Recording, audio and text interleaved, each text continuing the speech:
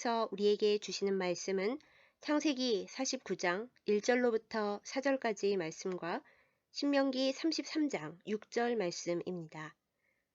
제가 받들어 읽겠습니다. 먼저 창세기 49장 1절에서 4절 말씀입니다. 야곱이 그 아들들을 불러 이르되 너희는 모이라.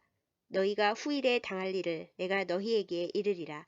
너희는 모여 들으라. 야곱의 아들들아, 너희 아버지 이스라엘에게 들을지어다. 르우벤아, 너는 내 장자요, 내 능력이요, 내 기력의 시작이라. 위풍이 월등하고 권능이 탁월하다마는 물의 끓음 같았은즉 너는 탁월하지 못하리니 네가 아버지의 침상에 올라 더럽혔음이로다.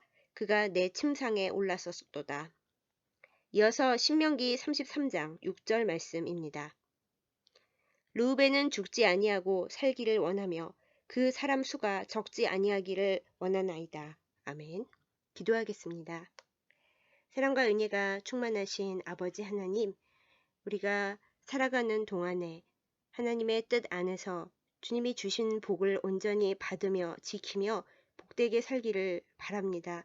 그럼에도 불구하고 우리가 어리석어서 또한 우리 자신을 신앙 안에서 온전히 잘 회복시키지 못하여 힘겨운 날들이 많음을 주 앞에 고백합니다.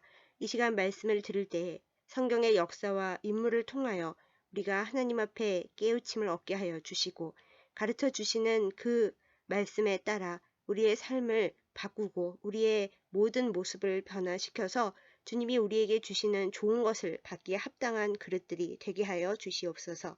예수님의 이름으로 감사기도 드렸사옵나이다. 아멘.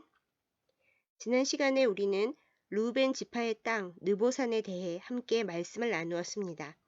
이번 시간에는 땅이 아닌 사람들, 즉 르우벤과 그의 후손들이 받았던 예언과 그들의 삶에 대해 함께 말씀을 나누고 그 말씀을 바탕으로 기도하는 시간을 갖겠습니다. 야곱의 첫째 아들인 르우벤의 이름의 뜻은 보라 아들이라 입니다. 사랑받지 못하는 아내였던 슬픈 레아가 첫 아들을 낳고 자랑스럽고 기쁜 마음에 지은 이름이죠. 창세기 마지막 부분에 나오는 야곱의 유언과 신명기 마지막 부분에 나오는 모세의 축복 예언을 토대로 우리는 르우벤과 그 후손 지파에 대해 추적해 볼 수 있는데요. 먼저 르우벤에 대한 부친 야곱의 평가와 유언의 내용을 봅니다. 위강이 월등하고 권능이 탁월했다고 야곱은 말합니다. 덕조와 품위가 높고 능력도 출중하며 겉모습이 훌륭했다는 평이죠. 문제는 아버지 야곱의 이 칭찬이 그러나 그렇지만으로 가버렸다는 것입니다. 야곱은 르우벤의 성품과 기질에 대해 물의 끓음 같았다고 말합니다. 성미가 급하고 거칠며 충동적이었다는 뜻입니다.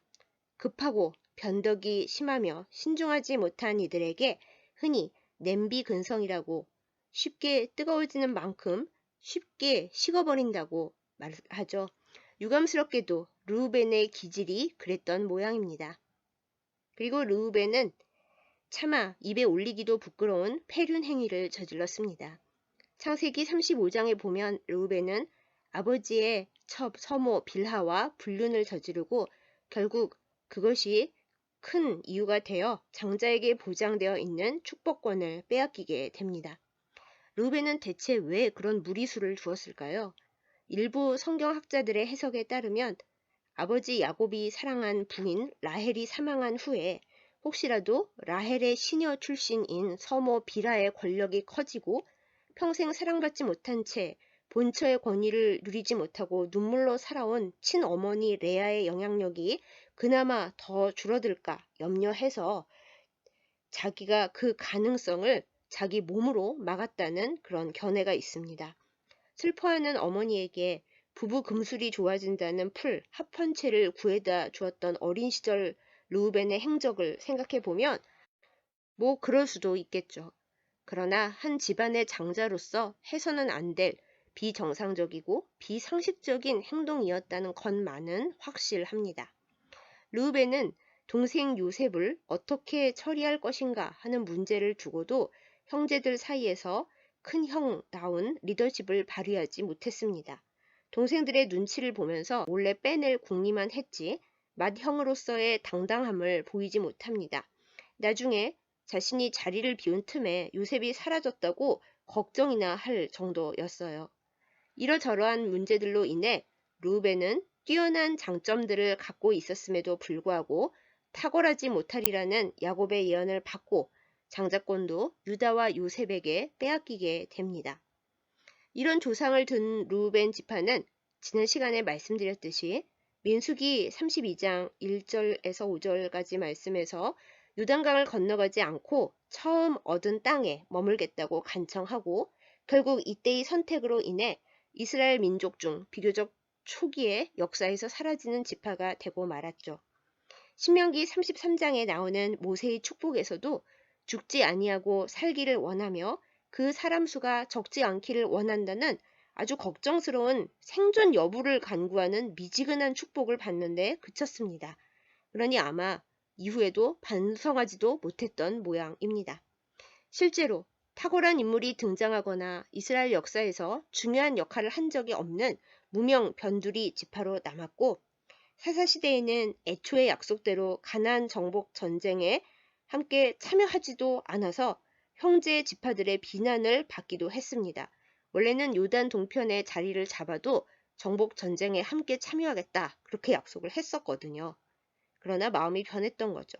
그리고 요단 동편에 살면서 내내 가난함과 부족함, 이방 세력의 침공에 시달리며 지내다가 아수르가 이스라엘 왕국을 침공했을 때에 초기에 포로로 끌려가 흩어지면서 역사 속에서 사라졌습니다. 그 이전부터 이스라엘 본토에 사는 형제 지파들과는 거의 무관한 삶을 살았다고 전해지고요. 어떤 성경학자들의 의견에 따르면 르우벤 지파는 다윗 왕 시대에 이미 같은 요단 동편에 살던 바로 옆에 있던 갓 지파에 거의 흡수될 만큼 사람 수가 적었다고도 전해집니다. 처량하고 서글픈 르우벤 지파를 바라보면서 우리는 마땅히 받을 복도 못 챙기는 인생이 되지 않도록 주의하고 분별하고 깨어 있어야 한다는 가르침을 받습니다. 능력과 재능이 출중한데도 쓰임받지 못하는 이유는 대체 무엇일까요? 재능이 뛰어나고 태어날 때 이미 복을 많이 가진 이들은 자기 통제력이 모자라 애를 먹는 경우가 많다고 합니다.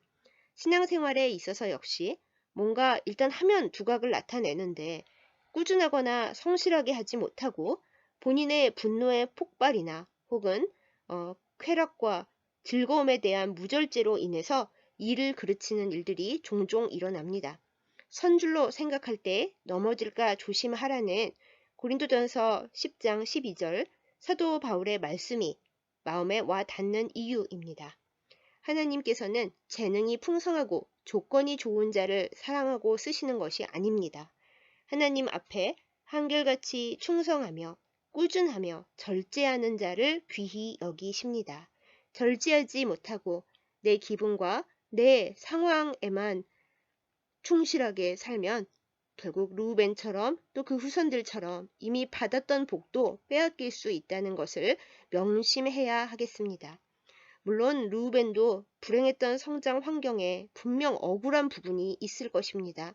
늘 눈물 짓는 어머니와 어머니를 사랑해주지 않는 아버지, 그리고 여러 아버지의 다른 아내들과 이복 형제들의 눈치와 상황을 살펴야 했고, 그런 복잡한 집안의 맏아들로서 가정의 모든 불행을 아주 어린 시절부터 다 겪어야 했을 테니까 말이죠.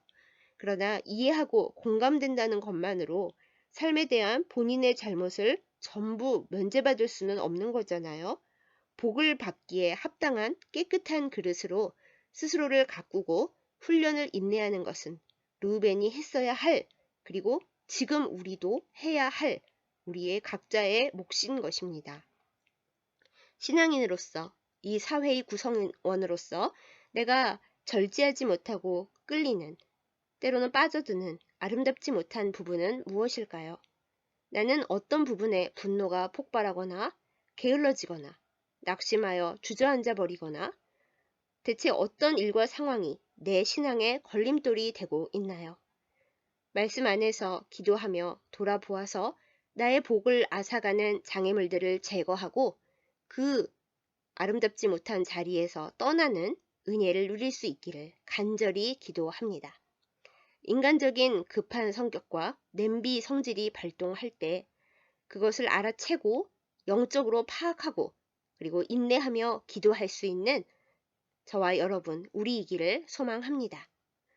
절제하며 한결같은 신앙 안에서 살면서 약속받은 복을 제대로 누리고 더 많은 복도 누릴 수 있는 은혜를 구하는 그 기도가 우리의 입술과 영혼에서 늘 흘러나와야 하겠습니다. 행여 르우벤과 그 후손의 자리에 앉아 있었다면 우리는 즉시 그 자리를 떠나 우리의 복을 제대로 찾아 누려야 하겠습니다. 그런 우리가 될 수 있기를 간절히 기도합니다.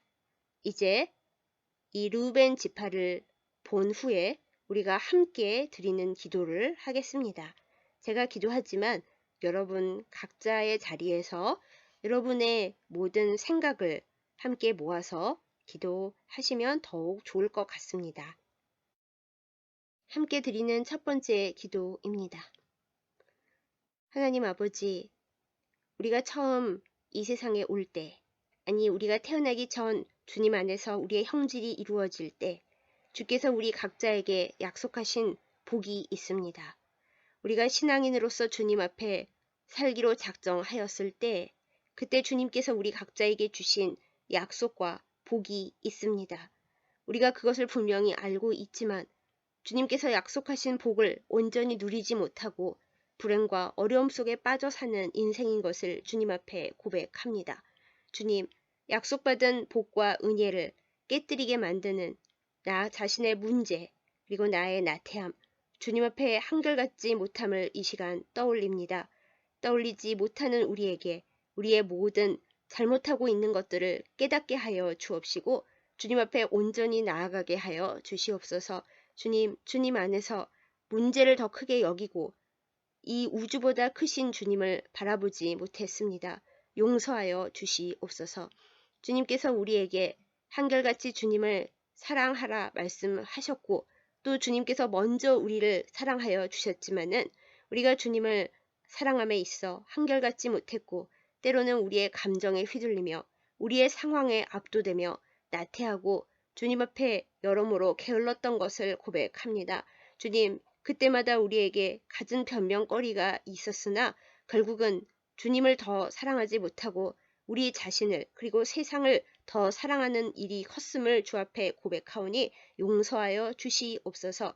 이 시간 우리를 주의 품으로 다시 부르시고 뜨거운 성령의 은사를 부어 주셔서 성실하게 하시고 주님 앞에 부지런하게 하여 주시고 복음 앞에 정결하게 하여 주옵시고 주님의 말씀에 우리 자신을 비추어 깨끗하여지게 하도록 우리를 고쳐 주옵소서. 그리하여 우리 주 예수 그리스도의 보여주신 그 모본을 따라 주님을 따라 살아가는 저희들 되게 하여 주시옵소서. 우리가 주님 앞에 가장 큰 복을 받은 것은 우리가 주님과 함께 할 때 결국 우리 주 예수 그리스도의 형상을 따라갈 수 있다는 그 소망과 희망인 것을 깨달아 알게 하여 주옵시고 우리의 인격과 우리의 신앙의 성숙을 방해하는 모든 더러운 죄의 본성과 또한 본능에 압도당하는 우리의 연약함을 불쌍히 여기시고 그 모든 죄악들을 십자가에 못 박아 주셔서 우리가 참으로 주님 앞에 모든 죄와 모든 행실을 용서받고 온전하게 되어 주님 앞에 복을 받아 누리도록 역사하여 주시옵소서.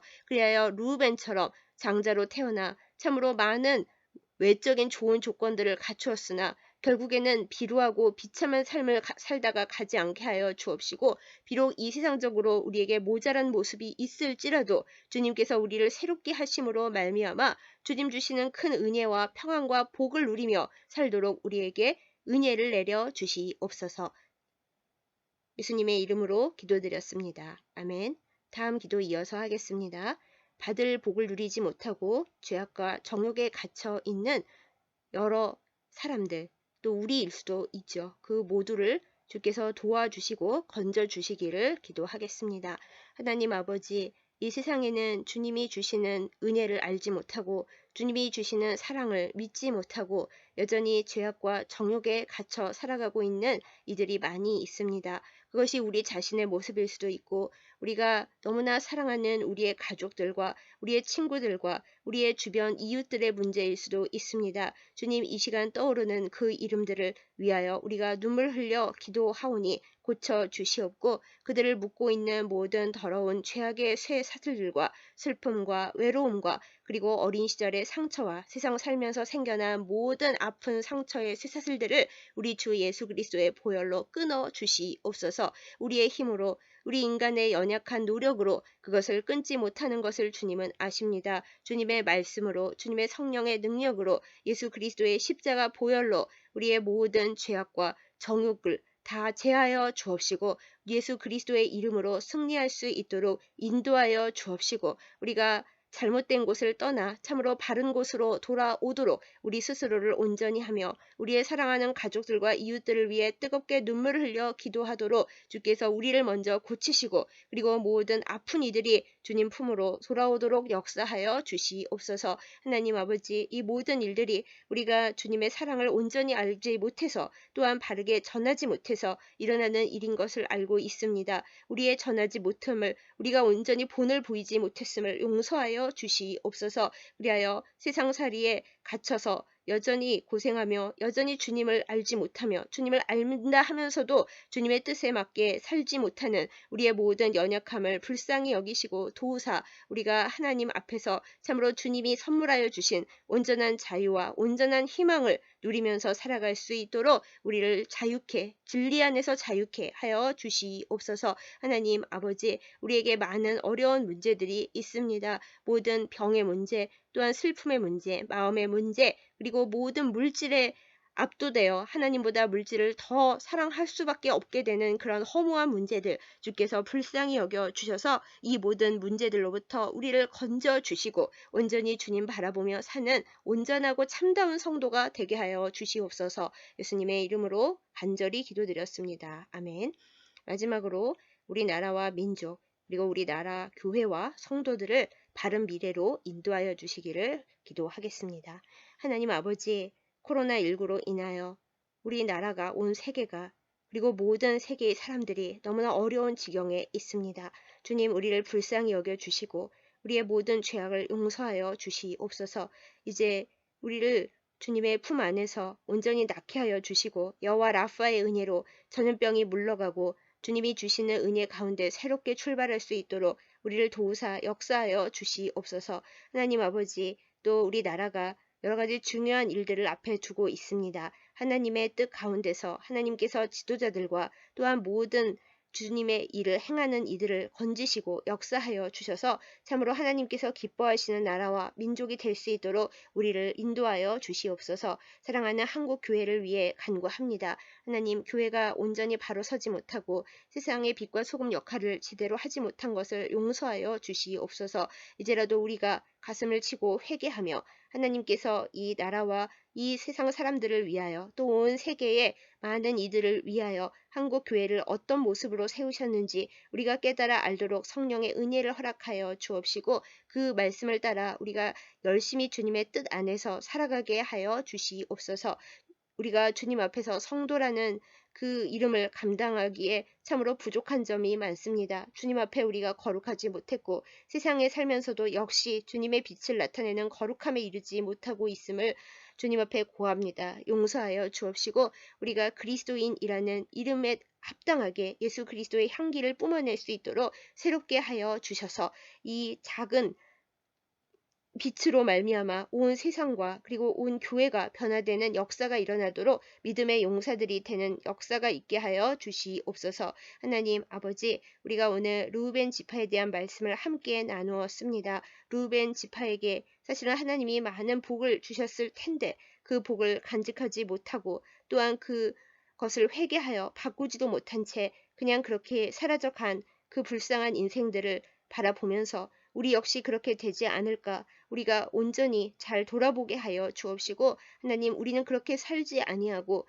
설령 우리의 과거가 힘들었을지라도, 우리의 현재가 비참할지라도 주님과 함께 우리의 모든 온전해지는 작업을 행함으로 말미암아, 말씀과 기도로 성령으로 말미암아 우리는 새로워지고 우리는 달라지고, 그리고 주변의 모든 사람들에게까지 주님의 따뜻함과 주님의 기쁨을 전하는, 주님의 생명으로 온전하여지는 저희들 모두가 되도록 역사하여 주시옵소서. 주님, 우리의 모든 기도를 들어 응답하여 주시고 말씀으로 새로워지는 저희들 다 되게 하여 주시옵소서. 예수님의 이름으로 감사기도 드렸사옵나이다. 아멘. 다음 시간에는 시므온 지파의 땅으로 이어지겠습니다.